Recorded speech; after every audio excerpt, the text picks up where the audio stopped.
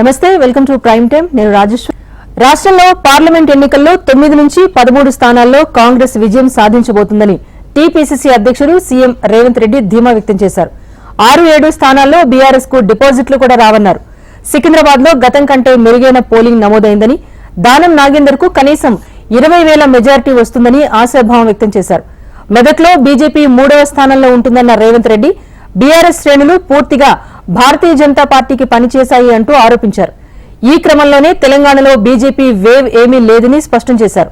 హైదరాబాద్ లో మీడియాతో ఇష్టాగోష్ఠిగా మాట్లాడిన ఆయన ఈ మేరకు వ్యాఖ్యానించారు. ఈ క్రమంలోనే రేపటి నుంచి పూర్తి స్థాయిలో పరిపాలనపై దృష్టి పెడతారని సీఎం పేర్కొన్నారు. రైతు రుణమాఫీ, ఇతర సమస్యలపై సమీక్షిస్తారని, విద్యార్థులకు పుస్తకాలు, యూనిఫామ్స్, సన్నబియ్యంపై అధికారులను ఆరా తీస్తారని వెల్లడించారు. ఫార్మర్ వెల్ఫేర్ కార్పొరేషన్ ఏర్పాటు చేసి ఆదాయాన్ని సమకూర్చుతామన్న సీఎం కార్పొరేషన్ ద్వారా రుణం తీసుకుని రైతు రుణమాఫీ చేస్తామని స్పష్టం చేశారు. ఈ నెల 6 నాటికి రైతు బంధు పూర్తిగా ఇచ్చేశామన్న రేవంత్ రేషన్ దుకాణాల ద్వారా ఎక్కువ వస్తువులను తక్కువ ధరకిస్తామన్నారు. లోక్సభ ఎన్నికల్లో కాంగ్రెస్ పార్టీ 12 నుంచి 14 సీట్లు గెలుచుకుంటుందని ఉప ముఖ్యమంత్రి భట్టి విక్రమార్క అన్నారు. జయశంకర్ భూపాలపల్లి జిల్లా కాటార మండలం ధన్వాడలో దత్తాత్రేయ దేవాలయం 3వ వార్షికోత్సవంలో ఆయన పాల్గొన్నారు. ఆలయంలో ప్రత్యేక పూజలు నిర్వహించారు. అనంతరం భట్టి విక్రమార్క మాట్లాడుతూ దత్తాత్రేయ స్వామి దర్శనం చేసుకోవడంతో తన జన్మ ధన్యమైందన్నారు. ఎన్నికల్లో ప్రజలు కాంగ్రెస్ పార్టీకి ఓటు వేశారని అర్థమవుతోందన్నారు. తెలంగాణలో అత్యధిక సీట్లు తమవే అన్నారు. రాహుల్ గాంధీ చేసిన బస్సు యాత్ర, పాదయాత్రతో ఇండీ కూటమి ప్రభుత్వం ఏర్పడబోతోందన్నారు. కాంగ్రెస్ నాయకత్వంలో ఇండియా కూటమికి ప్రజలు ఓట్ల ద్వారా ఆదరణ చూపిస్తున్నారని అన్నారు. కొన్ని పార్టీలు అన్ని భావజాలను పక్కన పెట్టి ప్రజల్లో సెంటిమెంట్ రెచ్చగొట్టడానికి చూశాయని ఆగ్రహం వ్యక్తం చేశారు. ప్రజలు మాత్రం ఇండియా కూటమిపై మొగ్గు చూపారని అన్నారు. 12 నుంచి 14 స్థానాలు ఈ రాష్ట్రంలో కాంగ్రెస్ పార్టీకి రాబోతోంది. దేశంలో కూడా రాహుల్ గాంధీ గారు చేసినటువంటి కన్యాకుమారి నుంచి కాశ్మీర్ వరకు చేసినటువంటి పాదయాత్ర, మణిపూర్ నుంచి మహారాష్ట్ర వరకు చేసినటువంటి బస్సు యాత్ర, ఈ దేశ జీవన విధానం, ఆర్థిక పరిస్థితులు అన్నిటిపైన కూడా స్పష్టత ఇస్తూ అతిపెద్ద లౌకిక ప్రజాస్వామ్య దేశంగా భారతదేశం నిలబడటానికి పొంచి ఉన్న ప్రమాణాలను కూడా ప్రజలు గౌరవిస్తూ గత కొన్ని సంవత్సరాలుగా వారి దేశంలో పెద్ద ఎత్తున పోరాటం చేస్తూ వచ్చారు. ఆ పోరాటాల ఫలితాలు తప్పనిసరిగా జరుగుతున్న ఎన్నికల్లో ప్రజలు వారి ఓటు ద్వారా చూపించబోతోంది. దేశంలో రేపొద్దున ఇండియా కూటమి ప్రభుత్వాన్ని ఏర్పాటు చేయబోతా ఉంది. ఇండియా కూటమి ద్వారా ఈ దేశంలో ఉన్నటువంటి సంపదను ప్రజలకు పంచే కార్యక్రమాలు కూడా రాబోయే ప్రభుత్వం చేపడుతుందని చెప్పి చాలా స్పష్టంగా కొన్ని గ్యారంటీ ద్వారా వారి ప్రకటనలు చేశారు. పార్లమెంట్ ఎన్నికల తర్వాత దేశంలో ప్రాంతీయ పార్టీలే హవా కొనసాగించబోతున్నాయని బీఆర్ఎస్ వర్కింగ్ ప్రెసిడెంట్ కేటీఆర్ స్పష్టం చేశారు. ఇండియా, ఎన్డీఏ కూటమిలకు స్పష్టమైన మెజార్టీ వచ్చే పరిస్థితి లేదని కేటీఆర్ కీలక వ్యాఖ్యలు చేశారు. ఇండియా, ఎన్డీఏ కూటమిలో లేని పార్టీలు బీఆర్ఎస్, వైఎస్ఆర్సీపీ, బిజు జనతాదళ్ లాంటి ప్రాంతీయ శక్తులే కేంద్రంలో నిర్ణయాత్మక పాత్ర పోషిస్తాయని చెప్పుకొచ్చారు. ఏ కూటమికి కూడా స్పష్టమైన మెజారిటీ వచ్చే పరిస్థితి కనబడడం లేదు. ఇటు బీజేపీ ఆధ్వర్యంలో ఉన్న ఎన్డీఏ కానీ, కాంగ్రెస్ ఆధ్వర్యంలో ఉన్న ఇండియా కూటమికి కానీ స్పష్టమైన మెజారిటీ అయితే వచ్చే పరిస్థితి లేదు. ప్రాంతీయ పార్టీలే తమ హవా కొనసాగించబోతా ఉన్నాయి. తప్పకుండా ఏ పార్టీలైతే ఇండియాలో కానీ ఎన్డీఏలో కానీ లేవో ఆ పార్టీలకు వచ్చే సీట్లు, అందులో చాలా ప్రముఖమైన పార్టీలు ఉన్నాయి. బీఆర్ఎస్ ఉన్నది, వైఎస్ఆర్సీపీ ఉన్నది, బిజు జనతాదళ్ ఉన్నది. వీళ్ళే రేపు ప్రాంతీయ శక్తులే నిర్ణయాత్మకమైన పాత్ర పోషిస్తాయనే విశ్వాసం మాకున్నది. తెలంగాణలో ఎన్నికలు ముగియటంతో ఇక్కడి నేతలను మిగతా రాష్ట్రాల్లో ప్రచారానికి జాతీయ పార్టీలు వినియోగిస్తున్నాయి. అందులో భాగంగా తెలంగాణకు చెందిన కిషన్ రెడ్డి, డాక్టర్ లక్ష్మణ్లను వారణాసికి పార్టీ పంపిస్తోంది. రేపటి నుంచి 4 రోజుల పాటు వారణాసిలో ప్రధానమంత్రి నరేంద్ర మోదీకి మద్దతుగా ప్రచారం నిర్వహించనున్నారు. జూన్ 1 వరకు ఎన్నికలు జరిగే రాష్ట్రాల్లో డాక్టర్ లక్ష్మణ్ ప్రచారం నిర్వహించనున్నారు. తెలంగాణలో బీజేపీకి 12 సీట్లకు పైగా వస్తాయని ఈటెల రాజేందర్ జోస్యం చెప్పారు. ఆయా రాష్ట్రాల రాజకీయ పరిస్థితి ఎలా ఉన్నా దేశంలో మోదీయే ఉండాలి అనే బలమైన అభిప్రాయం అందరిలోనూ వచ్చిందన్నారు. మోదీ లాంటి స్ట్రాంగ్ లీడర్ను ఎవరూ కాదనుకోరని అన్నారు. ఇక 2వ స్థానం కోసం కాంగ్రెస్, బీఆర్ఎస్ ల మధ్య ఫైట్ ఉంటుందని చెప్పారు ఆయన. ఇక మెజార్టీ స్థానాల్లో బీఆర్ఎస్ కు డిపాజిట్లు కూడా రావని ఎద్దేవా చేశారు. ఆ రెండు పార్టీలు లోపాయికారి ఒప్పందంతోనే బరిలోకి దిగాయని కీలక వ్యాఖ్యలు చేశారు. ఇక ఇదే క్రమంలో రాష్ట్రంలో బీఆర్ఎస్ కనుమరుగు కాబోతోంది అంటూ కూడా వ్యాఖ్యలు చేశారు. కాంగ్రెస్ ప్రభుత్వం 6 నెలల్లోనే ప్రజల విశ్వాసాన్ని కోల్పోయిందన్నారు. ఇచ్చిన గ్యారంటీలు అమలు చేయాలని ప్రశ్నిస్తే వ్యక్తిగత దూషణలు చేయటం ప్రారంభించారు అంటూ మండిపడ్డారు. అందుకే తీవ్ర అసహనానికి గురైన ప్రజలు ఓటు రూపంలో కాంగ్రెస్ కు బుద్ధి చెప్పారని అన్నారు ఈటెల. నెగిటివ్ ఓట్ లేదు భారతీయ జనతా పార్టీ. అమిత్ షా గారు తెలంగాణకు వచ్చి 12 సీట్లలో మేము గెలిచే ఆస్కారం ఉందని ఇది మాకున్న రిపోర్ట్ల ప్రకారంగా అని చెప్పారు. అది అక్షరాల సత్యం. ఎందుకంటే కేసీఆర్ గారు కూడా మాట్లాడాడు, మొత్తం 12 సీట్లు వస్తే నేను ప్రధానమంత్రి అవుతాడని. మాటలు లేరు. నిన్న ముఖ్యమంత్రి రేవంత్ రెడ్డి గారు స్వయంగా మాట ఏంటంటే పాడిందే పాడదా అన్నట్టుగా 10 సంవత్సరాల క్రితం కాంగ్రెస్ పార్టీ ఏ మాటతో చెప్పిందో, మోడీ గారు వస్తే దేశం విచ్ఛిన్నమవుతుంది, మోడీ గారు వస్తే దేశంలో రక్తపాతం వస్తుందని చెప్పిండ్రు. ఇవన్నీ కాంగ్రెస్ పార్టీ యొక్క నీచ రాజకీయాల గురించి 10 సంవత్సరాలు. భవిష్యత్తులో బీఆర్ఎస్ కాంగ్రెస్ లో విలీనం కావటం ఖాయమంటూ బీజేపీ ఎంపీ లక్ష్మణ్ సంచలన వ్యాఖ్యలు చేశారు. ఈ ఎన్నికల్లో అన్ని పార్టీల కన్నా బీజేపీ ఎక్కువ సీట్లు గెలుస్తుందని ధీమా వ్యక్తం చేశారు ఆయన. అధికార దాహం కోసమే కేసీఆర్ గతంలో కాంగ్రెస్ లో చేరలేదని లక్ష్మణ్ ఆరోపించారు. కేంద్రంలో కాంగ్రెస్ కు ప్రతిపక్ష హోదా కూడా దక్కదు అని జోస్యం చెప్పారు. బీఆర్ఎస్ కాంగ్రెస్ లో విలీనం కావడం ఖాయమే. తెలంగాణ ఏర్పడినప్పుడే కేసీఆర్ కుటుంబం అంతా కూడా పోయి సోనియా గాంధీని ఏకరంగా మోకరిళ్లలో కుటుంబ సభ్యులంతా కూడా ఆనాడే కాంగ్రెస్ తో విలీనం చేస్తామని చెప్పినటువంటి మరి కేసీఆర్ గారు మాట మార్చి అధికార దాహంతో మరి విధిగా పోయిన విషయం ఈ తెలంగాణ ప్రజలు మర్చిపోరు. అందుకని భారతీయ జనతా పార్టీ ఎదుగుదలను చూడలేక సహించలేక కాంగ్రెస్ పార్టీ టీఆర్ఎస్ రెండు కూడా మరి నిలువరించేటువంటి ప్రయత్నాలు ఈ ఎన్నికలు చేసినప్పుడు కూడా పరోక్షంగా ఒకరికొకరు సహకారం అందించుకొని బీజేపీ అడ్డుకునే ప్రయత్నం చేసిన ప్రజలు వాటిని ఖాతరు చేయకుండా వాటిని తొలగించి మోదీ మోదీ మోదీ ఈరోజు ఓటింగ్ సర్లీ స్పష్టం చేస్తుంది. కాబట్టి బీజేపీ ఎన్ని కుట్రలు చేసినా తెలంగాణలో 5 ఏళ్ల పాటు కాంగ్రెస్ పార్టీ అధికారంలో ఉంటుందని కాంగ్రెస్ మాజీ ఎమ్మెల్యే జగ్గారెడ్డి స్పష్టం చేశారు. బీజేపీ నుంచి డాక్టర్ లక్ష్మణ్ జ్యోతిష్యాలు చెబుతున్నారు అంటూ విమర్శించారు. దేవుళ్లను అడ్డం పెట్టుకుని బీజేపీ రాజకీయం చేస్తోంది అంటూ దుయ్యబట్టారు. బీఆర్ఎస్ పార్టీ నుంచి 20 మంది ఎమ్మెల్యేలు కాంగ్రెస్ లోకి వచ్చే అవకాశం ఉందని జగ్గారెడ్డి తెలిపారు.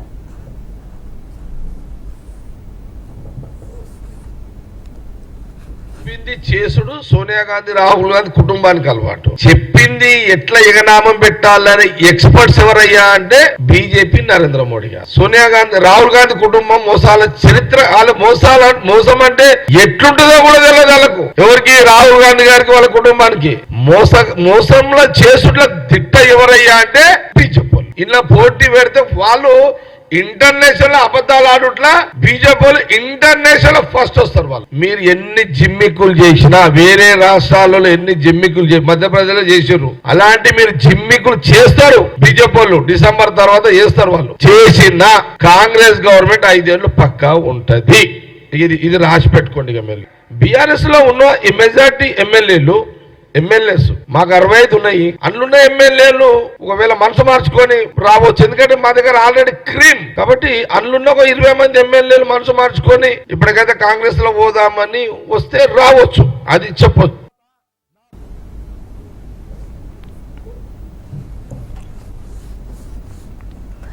ఢిల్లీ లిక్కర్ స్కామ్ కేసులో అరెస్ట్ అయిన BRS MLC Kalvakuntla Kavitha judicial remand ను రౌజ్ అవెన్యూ కోర్టు మరోసారి పొడిగించింది. ఆమె కస్టడీని 6 రోజుల పాటు పొడిగిస్తున్నట్టుగా ప్రకటించింది. తదుపరి విచారణను మే 20కి వాయిదా వేసింది. లిక్కర్ స్కామ్ కేసులో అరెస్ట్ అయిన కవిత ప్రస్తుతం జ్యుడిషియల్ కస్టడీలో ఉన్నారు. ఆమె కస్టడీ ఇవాళ్టితో ముగియడంతో రౌజ్ అవెన్యూ కోర్టులో వర్చువల్ గా హాజరుపరిచారు. 14 రోజుల పాటు కవిత జ్యుడిషియల్ కస్టడీ పొడిగించాలని ఈడీ కోర్టును కోరింది. కేసు దర్యాప్తు పురోగతిలో ఉందని ఛార్జ్షీట్ ఫైల్ చేసినట్టుగా కోర్టుకు తెలిపింది. 8000 పేజీలతో సప్లిమెంటరీ ఛార్జ్షీట్ దాఖలు చేశామని ఈడీ పేర్కొంది. దీనిపై స్పందించిన కోర్టు మే 20న ఈడీ దాఖలు చేసిన సప్లిమెంటరీ ఛార్జ్షీట్ పరిగణలోకి తీసుకునే అంశంపై విచారణ కొనసాగిస్తామని తెలిపింది.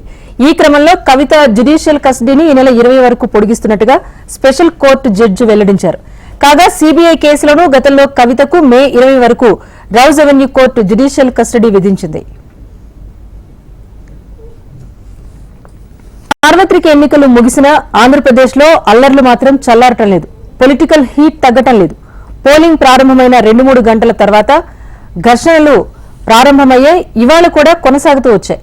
ఇరు పార్టీల కార్యకర్తలు ఒకరిపై ఒకరు దాడి చేసుకుంటున్నారు. రాష్ట్రంలో ఎక్కడో ఓ చోట టీడీపీ, వైసీపీ శ్రేణులు ఒకరిపై మరొకరు దాడి చేసుకుంటూనే ఉన్నారు. గతంలో గ్రామ పంచాయతీ ఎన్నికలకు మాత్రమే పరిమితమయ్యే గొడవలు సార్వత్రికానికి పాకాయి. రాళ్ల దాడులు, కార్ల విధ్వంసాలు, విపక్ష నేతలపై పిడుగుద్దులతో ఏపీ అట్టుడుగుతోంది. సముదాయించాల్సిన లీడర్స్ సైతం కార్యకర్తలను రెచ్చగొడుతున్నారు.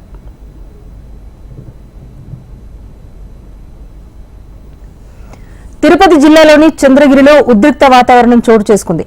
తిరుపతి పద్మావతి కాలేజీలోని స్ట్రాంగ్ రూమ్ ను పరిశీలించేందుకు వెళ్లిన టీడీపీ అభ్యర్థి పులివర్తి నానిపై వైసీపీ శ్రేణులు దాడికి యత్నించాయి. మారణాయుధాలతో దాడి చేయగా ఆయన కార్ పూర్తిగా ధ్వంసమైంది. వైసీపీ శ్రేణులు పులివర్తి నాని ఛాతీపైన బలంగా బండరాయితో కొట్టడంతో ఆయన స్పృహ తప్పి పడిపోయారు. కార్యకర్తలు వెంటనే ఆసుపత్రికి తరలించి చికిత్స అందిస్తున్నారు. నానిపై మారణాయుధాలతో దాడికి యత్నించారని టీడీపీ కార్యకర్తలు ఆరోపిస్తున్నారు. దాడి జరుగుతున్న సమయంలో ఆత్మరక్షణ కోసం గాల్లోకి నాని గన్మెన్ కాల్పులు జరిపారు.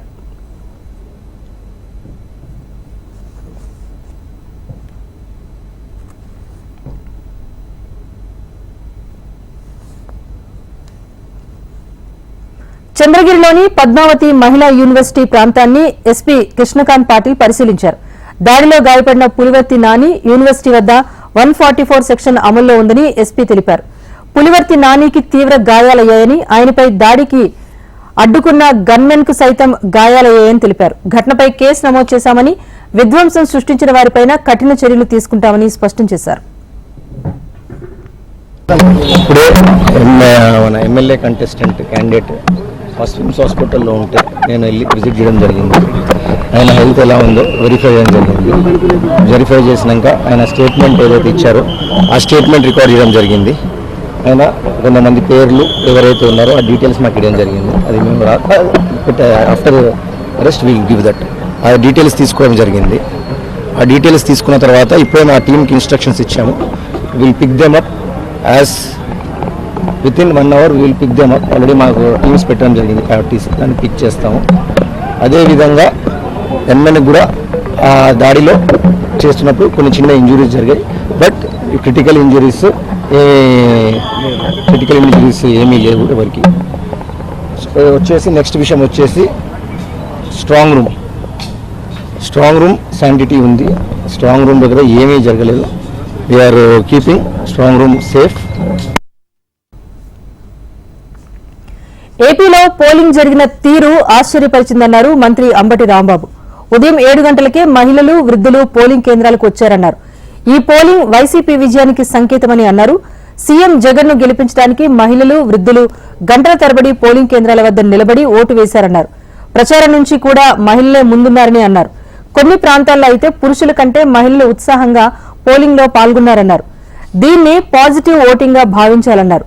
ఎస్సీ, ఎస్టీ, బీసీ మైనార్టీలు వైఎస్ జగన్ ను మరోసారి సీఎంగా చూడాలి అనుకుంటున్నట్టుగా అంబటి రాంబాబు తెలిపారు. నేను భావిస్తున్నా 5 సంవత్సరాలు జగన్మోహన్ రెడ్డి గారి పరిపాలన చూసిన తర్వాత, సంక్షేమ కార్యక్రమాలు అందుకున్న తరువాత నా బిడ్డ జగన్మోహన్ రెడ్డిని మరొక్కసారి ముఖ్యమంత్రిగా చేయాలనే తాపత్రయంతో తమ ఓటు హక్కుని వినియోగించడం కోసం గంటల తరబడి వృద్ధులు, గంటల తరబడి మహిళలు, గంటల తరబడి వికలాంగులు క్యూలో నుంచున్నారనేటువంటి భావన కలిగింది నాకు పెద్ద ఎత్తున.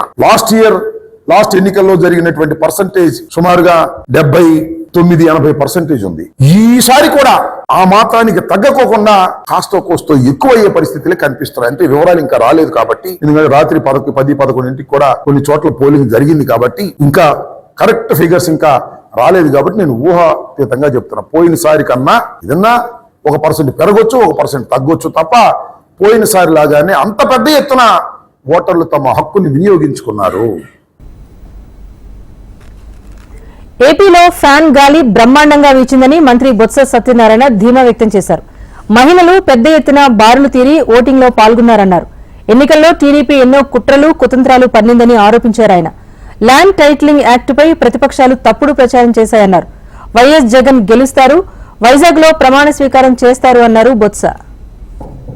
రాష్ట్రమంతటా కూడా ఈ వేసవిలో ఏదైతే కోరుకుంటామో అదే రీతిలో ఫ్యాన్ గాలి బ్రహ్మాండంగా వేసింది. ఈ ప్రాంతం ఆ ప్రాంతం ఇక్కడ అక్కడ అని కాకుండా మొత్తం ఇటు రాయలసీమ, ఇటు కోస్తా, ఇటు ఉత్తరాంధ్ర అన్ని ప్రాంతాల్లో కూడా తెలుగుదేశం పార్టీ ఎన్నో కుతంత్రాలు పడింది, ఎన్నో కుయుక్తులు చేసింది, ఎన్నో అబద్ధాలు చెప్పింది, ఎన్నో మోసాలు చేసింది. ఒకటి కాదు రెండు కాదు. సడన్ గా మధ్యలో ల్యాండ్ యాక్ట్ తీసుకొచ్చింది, లేని చట్టాన్ని తీసుకొచ్చి రైతులు మొప్పెడదామని చూస్తుంది. కానీ రైతు ఎక్కడ కూడా శిక్ష ప్రభుత్వం 4వ తారీఖున జూన్ 4ని ఎక్కింపవుద్ది. ఆ డేట్ కూడా ఇంకా రేపు 2 అనౌన్స్ చేస్తాం. ఇక్కడికే జగన్మోహన్ వస్తారు, ఇక్కడే ప్రమాణ స్వీకారం చేస్తారు విశాఖపట్నంలోనే.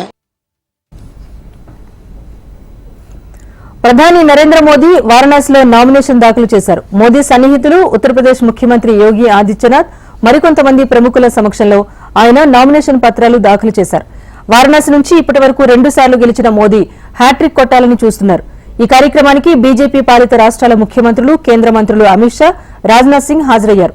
అలాగే ఏపీ నుంచి మోదీ నామినేషన్ కార్యక్రమానికి టీడీపీ అధినేత చంద్రబాబు, జనసేన అధ్యకుడు పవన్ కళ్యాణ్ హాజరయ్యారు. ప్రధాని మోదీ నామినేషన్ కార్యక్రమంలో పాల్గొనడం తనకు సంతోషాన్నిచ్చిందని టీడీపీ అధినేత చంద్రబాబు అన్నారు. చారిత్రాత్మక ప్రదేశంలో చారిత్రాత్మక ఘట్టం ఆవిష్కృతమైందని పేర్కొన్నారు. వచ్చే 10 ఏళ్లలో దేశాన్ని ఎలా అభివృద్ది చేయాలన్న ప్రణాళికలు మోదీ వద్ద ఉన్నాయని వివరించారు చంద్రబాబు. ఈసారి ఎన్డీఏ కూటమి 400 సీట్లు సాధించడం ఖాయమని అన్నారు. ఏపీలో ఎన్డీఏ కూటమి అధికారంలోకి రాబోతుందని ధీమా వ్యక్తం చేశారు.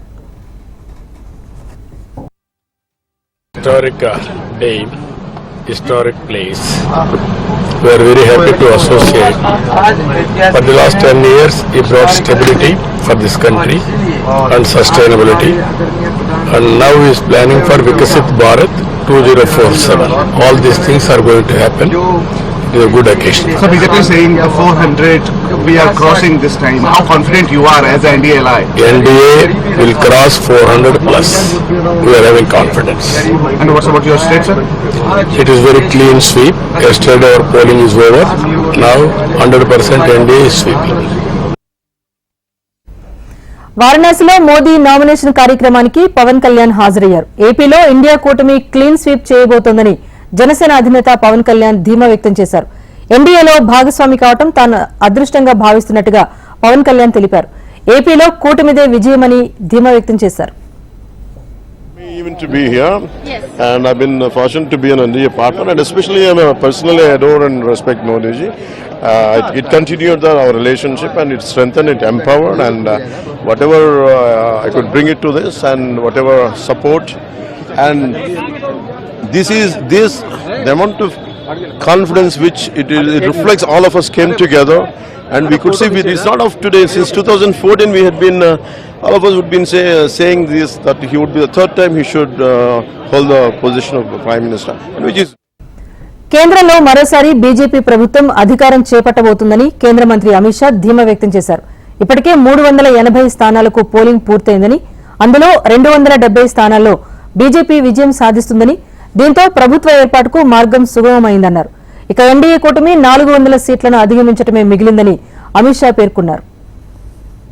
180 सीटों का चुनाव पूरा हो गया है. बंगाल में 18 सीटों का चुनाव पूरा हो गया है. आज मैं बताकर जाता हूं, ये 380 सीट में मोदी जी 270 सीट लेकर पूर्ण बहुमत प्राप्त कर चुके हैं. और आगे की लड़ाई. బీజేపీ 10 ఏళ్ల పాలనలో దేశం పురోభివృద్ది సాధించిందని బీజేపీ జాతీయ అధ్యకుడు జేపీ నడ్డా అన్నారు. ఉత్తరప్రదేశ్లోని అమేథీ నియోజకవర్గంలో బీజేపీ అభ్యర్థి స్మృతి ఇరానీ తరపున ఆయన ప్రచారం నిర్వహించారు. వాహనాలు మొదలుకొని మనం వాడుతున్న సెల్ ఫోన్లోని పరికరాలు అన్నీ ప్రస్తుతం ఇండియాలోనే తయారవుతున్నాయన్నారు. ఇది భారత్ 10 ఏళ్లలో సాధించిన అభివృద్ది అని, ఈ అభివృద్దిలో స్మృతి ఇరానీ పాత్ర కూడా ఉందని నడ్డా పేర్కొన్నారు. आज हम पेट्रोकेमिकल्स में तीसरे नंबर पर खड़े हैं दुनिया में. कभी आप जापान की गाड़ियों के बारे में सुनते थे, आज भारत ऑटोमोबाइल में, गाड़ियों के मैन्युफैक्चर में दुनिया में तीसरे नंबर का बन गया है. और हमने जापान को पछाड़ दिया मोदी जी के नेतृत्व में. ये भी आपको याद रखना है. आपके हाथ में मोबाइल है, सबके हाथ में. आप सब लोग मोबाइल लेकर के घूम रहे हैं. 10 साल पहले इसी मोबाइल पे लिखा होता था मेड इन जापान, मेड इन.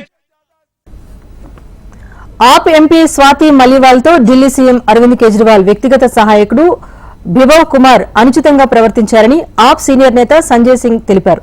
అయితే స్వాతి మలీవాల్ దాడి ఘటనపై ముఖ్యమంత్రి కేజ్రీవాల్ విచారం వ్యక్తం చేశారని సంజయ్ సింగ్ తెలిపారు. బాధ్యులపై కఠిన చర్యలు తీసుకోవాలని పోలీసులను ఆదేశించారని పేర్కొన్నారు. निंदनीय घटना घटित हुई जिसके बारे में आप सबको बताना चाहता हूं। कल सुबह अरविंद केजरीवाल जी के आवास पर स्वाति मालीवाल जी मिलने के लिए पहुंची थी, ड्राइंग रूम में इंतजार कर रही थी। इस बीच विभव कुमार जी वहां पे आते हैं और उन्होंने स्वाति मालीवाल जी के साथ बहुत बदतमीजी की, अभद्रता की।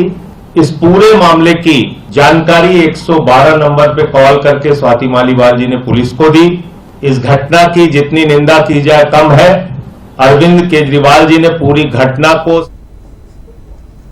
ఎన్నికల్లో పోటీ చేయకుండా ప్రధాని మోదీపై నిషేధం విధించాలి అంటూ దాఖలైన పిటిషన్ను సర్వోన్నత న్యాయస్థానం తోసిపుచ్చింది. ఎన్నికల ప్రసంగాల్లో ఆయన విద్వేషపూరిత ప్రసంగాలు చేశారని, ఎన్నికల ప్రవర్తన నియమావళిని ఉల్లంఘించారని పిటిషన్లో పేర్కొన్నారు. జస్టిస్ విక్రమ్నాథ్, ఎస్సీ శర్మ నేతృత్వంలోని ధర్మాసనం సంబంధిత అధికారులకు ఫిర్యాదు చేయాలని పిటిషన్ను ఆదేశించింది. ఇక ఫాతిమా అనే మహిళ తరపున న్యాయవాది ఆనంద్ ఎస్ జోన్తాలే ఈ పిటిషన్ను దాఖలు చేశారు. ప్రజా ప్రాతినిధ్య చట్టం ప్రకారం ఎన్నికల్లో పోటీ చేయకుండా ప్రధానిపై 6 ఏళ్ల పాటు నిషేధం విధించాలని పిటిషనర్ డిమాండ్ చేశారు. ఎన్నికల ప్రచారంలో విద్వేషపూరిత ప్రసంగాలు చేయకుండా చూసేలా ఎన్నికల సంఘాన్ని ఆదేశించాలని కోరుతూ సుప్రీంకోర్టులో మరో పిటిషన్ దాఖలైంది. ఆ పిటిషన్ను సైతం కోర్టు తిరస్కరించింది.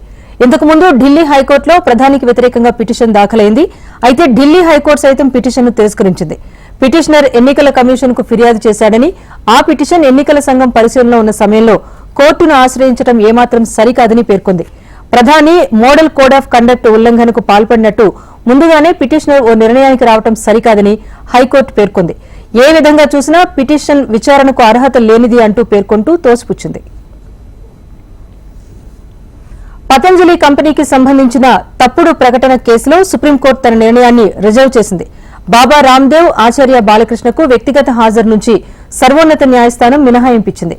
అఫిడవిట్ దాఖలు చేసేందుకు సైతం సమయాన్నిచ్చింది. అఫిడవిట్ లో తప్పుదోవ పట్టించే ప్రకటనలను వెనక్కి తీసుకోవడానికి పతంజలి ఎలాంటి చర్యలు తీసుకుంది, ఉత్పత్తుల స్టాక్స్ గురించి సమాచారం ఇవ్వాల్సి ఉంటుంది. ఇండియన్ మెడికల్ అసోసియేషన్ దాఖలు చేసిన పిటిషన్ను జస్టిస్ హిమా కోహ్లీ, జస్టిస్ ఆసానుద్దీన్ అమానుల్లా ధర్మాసనం విచారణ జరుపుతోంది. కోవిడ్ వ్యాక్సినేషన్, అల్లోపతికి వ్యతిరేకంగా పతంజలి ప్రచారం చేసిందని ఐఎంఏ ఆరోపించింది. ఈ పిటిషన్పై విచారణ సందర్భంగా పతంజలిపై కోర్టు ఆగ్రహం వ్యక్తం చేసింది. అయితే కోర్టు ఆదేశాలు ఉన్నప్పటికీ తప్పుదోవ పట్టించే ప్రకటనలను పతంజలి ప్రింట్ మీడియాలో ప్రచురించింది. జనవరి 3, 2024 జరిగిన విచారణలో పతంజలిపై ధిక్కార చర్య తీసుకున్నందుకు బాబా రామ్దేవ్, ఆచార్య బాలకృష్ణకు సుప్రీంకోర్టు నోటీసులు జారీ చేసింది. ధిక్కార నోటీసులు జారీ చేసినా స్పందన లేకపోవడంతో ఇద్దరినీ వ్యక్తిగతంగా హాజరు కావాలని కోర్టు ఆదేశించింది. బాబా రామ్దేవ్, ఆచార్య బాలకృష్ణ క్షమాపణలు కోరారు. ఆ క్షమాపణలను కోర్టు తిరస్కరించింది. తప్పుడు ప్రకటనలపై క్షమాపణలు కోరుతూ పత్రికల్లో యాడ్స్ ఇవ్వాలని కోర్టు ఆదేశించింది. మళ్లీ 7వ తేదీన విచారణ సందర్భంగా సర్వోన్నత న్యాయస్థానం పతంజలిని మందలించింది. గత నెల 23న జరిగిన విచారణ సందర్భంగా ఐఎంఏకు సైతం సుప్రీంకోర్టు ప్రశ్నలు సంధించింది.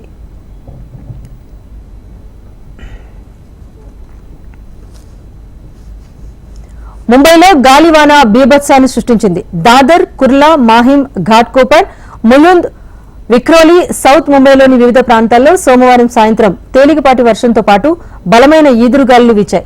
ఘాట్కోపర్లోని సమతానగర్లో 100 అడుగుల ఎత్తైన ఇనుప హోర్డింగ్ ఈదురుగాలులకు పక్క కొరిగింది. గాలి తీవ్రకు హోర్డింగ్ పక్కనే ఉన్న రైల్వే పెట్రోల్ పంప్పై పడింది. ఈ ఘటనలో 14 మంది మృతి చెందారు, 70 మంది గాయపడ్డారు. కూలిపోయిన హోర్డింగ్ కింద ఇంకా పలువురు చిక్కుకున్నట్టుగా అనుమానిస్తున్నారు. అయితే ఈ హోర్డింగ్ ఏర్పాటుకు ఎలాంటి అనుమతులు తీసుకోలేదని ముంబై నగరపాలక అధికారులు తెలిపారు. తాజాగా హోర్డింగ్ నిర్వాహకులపై కేసు నమోదు చేశారు.